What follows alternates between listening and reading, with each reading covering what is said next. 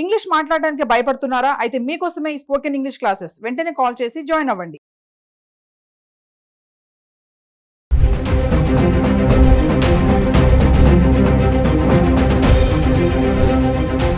నమస్తే, welcome back to Suman TV. ప్రస్తుతం మనతో పాటు ఉన్నారు consumers affairs committee chairman మందిరి Krishna Reddy గారు. నమస్తే సార్. నమస్తే అమ్మా. సార్, మనం గోల్డ్ గురించి మాట్లాడుకుంటున్నాం చాలా వీడియోస్ లో. 98, 99 వేలు, లక్ష వచ్చా కూడా మాట్లాడాం. మరి ఈ రోజు కూడా లక్షలో ఉంది బంగారం ధర. మరి ఇప్పుడు ఆషాఢం నడుస్తుంది, శ్రావణ మాసం కూడా వస్తుంది. శ్రావణ మాసం అంటే ఇంకా పెళ్లిళ్ళు స్టార్ట్ అవుతాయి కదా సార్, మరి అప్పటికి ఇంకా పెరిగే ఛాన్సెస్ ఉంటాయంటారా బంగారం ధరలు? ప్రపంచం మార్కెట్ మీద ఆధారపడిన వ్యవహారం కాబట్టి మనం అనుకుంటున్నాం మన దగ్గర పెళ్లిళ్ళు వస్తే ఇది పెరుగుతాయని అనుకుంటున్నాం. పెళ్లిళ్ళు ఆధారపడి పెరగదు. ఇది మొత్తం వరల్డ్లో జరిగేటువంటి సంఘటనలను బట్టి ఇది జరుగుతుంది.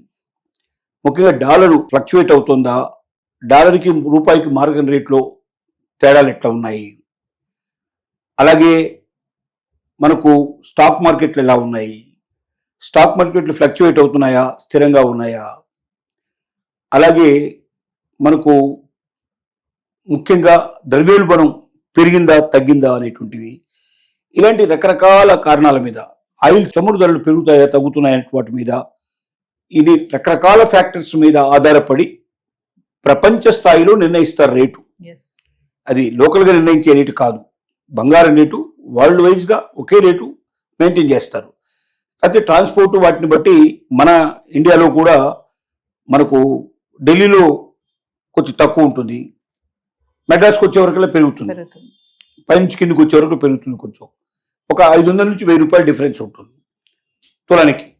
దానికి కారణం ఏంటంటే ట్రాన్స్పోర్టు మన ఫ్లైట్లలో వస్తాయి కాబట్టి ఆ ఫ్లైట్ ఛార్జెస్ కొంత దాంట్లో యాడ్ అయ్యే అవకాశాలు ఉంటాయి. దూరం పెరుగుతున్న కొద్దీ, అంటే ఇది మన దేశ రాజధానికి వచ్చి అక్కడి నుంచి కిందికి వస్తుంది కాబట్టి విదేశాల నుంచి వచ్చేదంతా కూడా అక్కడికి వస్తుంది. అక్కడ కస్టమ్స్ అంతా కూడా పూర్తి క్లియర్ అయిపోయిన తర్వాత మిగతా చోట్లకి వెళ్ళే అవకాశాలు ఉంటాయి. వాటన్నిటి దృష్టిలో పెట్టుకుని కొంచెం 500 నుంచి 1000 రూపాయలు డిఫరెన్స్ ఉండే పాసిబిలిటీస్ ఉంటాయి.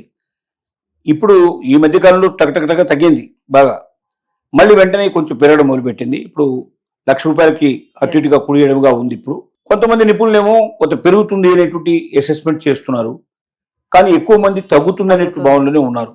70-75 దాకా టచ్ చేసే అవకాశాలు ఉన్నాయనేది ఎక్కువ మంది చెప్తున్న మాట. బట్ ఈ రోజు మాత్రం కొంచెం పెరిగింది, 1,500 రూపాయలు దాదాపు సుమారుగా ఇవాళ పెరిగింది.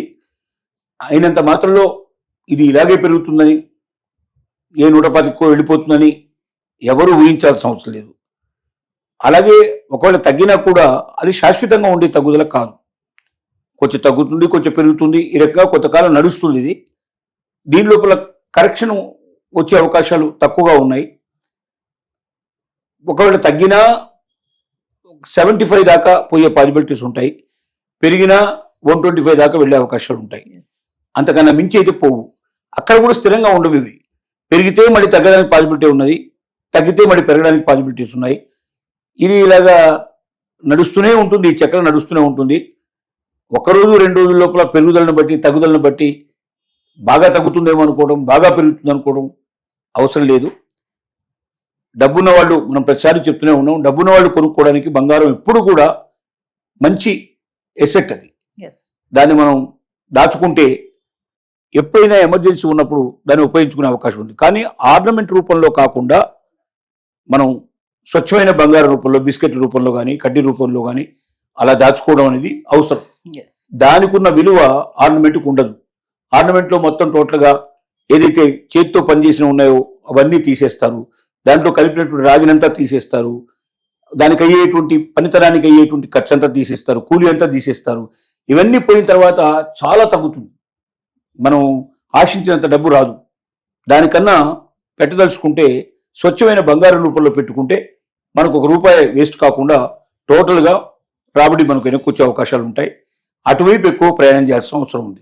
సార్, రూపాయి డాలర్ మారకం ఉంటుంది కదా సార్, ఆ ప్రభావం కూడా ఈ బంగారం ధరలపై చూపిస్తుంది? 100% పడుతుంది. ఎందుకంటే రూపాయి మారకం విలువ తగ్గితే బంగారం రేటు పెరగడానికి అవకాశం ఉంది.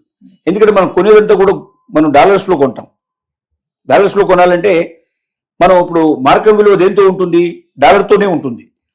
డాలర్కి మనం సుమారుగా ఇవాళ 86 రూపాయలు పే చేస్తున్నాం అనుకుందాం.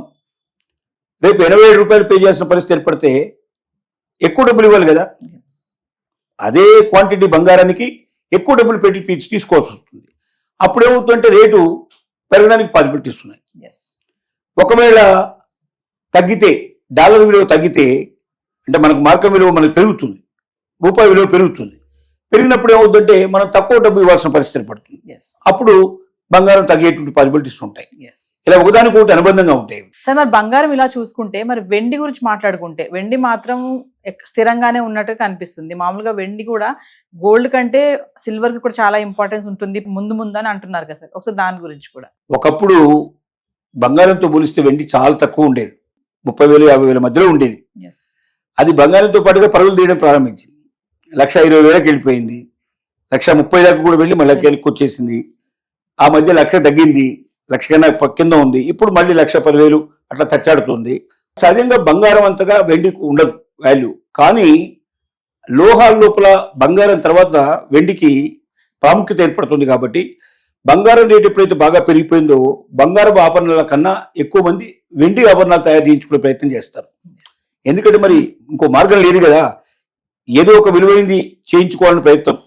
పెళ్లిళ్ళలో కానీ శుభకార్యాల్లో కానీ బంగారం కొనలేని పరిస్థితి ఏర్పడే వాళ్ళు, పేదవాళ్ళు ఏం చేస్తారంటే ఎక్కువ మంది వెండిని ఉపయోగిస్తున్నారు. వెండితో చేయించుకోవడానికి ప్రయత్నం, వెండి ఉంగరాలు చేయించుకోవడం కానీ, వెండితో సామాన్ చేయించుకోవడం కానీ, అలాంటివి ఎక్కువగా కనీసం వెండన్నా ఉంది మన దగ్గర బంగారం లేకపోయినా అన్న తృప్తి పడడానికి ప్రయత్నం చేస్తున్నారు. అందువల్ల వెండికి విలువ బాగా పెరిగింది. బంగారం విలువ పెరిగిన తర్వాత వెండికి కూడా పెరగడం మొదలెట్టింది. కాబట్టి ఇప్పుడు వెండి కూడా దాదాపు పరుగులు తీసే ప్రయత్నం జరుగుతోంది. బంగారం బాగా పరుగులు పెడితే వెండి కూడా దాంతో పాటు పరుగులు పెట్టే లక్షణాలే కనపడుతున్నాయి. బంగారం తగ్గితే వెండి కూడా తగ్గడానికి పాసిబిలిటీస్ ఏర్పడుతున్నాయి. ఇప్పుడు మాత్రం ప్రస్తుతానికి 1,00,000 నుంచి 1,20,000 మధ్యలో అది తచ్చాడుతోంది. అది అంతకన్నా మించేది ఇప్పుడు ప్రస్తుతానికి పోకపోవచ్చు. ఉంటే ఒకవేళ దీంతో పాటు తగ్గితే అది కూడా 90,000 అట్లా తగ్గడానికి పాసిబిలిటీస్ ఉండొచ్చు. 90,000 నుంచి 1,20,000 మధ్యలోనే దాని ఇప్పుడు ప్రస్తుతానికి ఒక 3 నెలల పాటు ఈ మధ్యలోనే తచ్చాడే అవకాశాలు ఉన్నాయి. Thank you.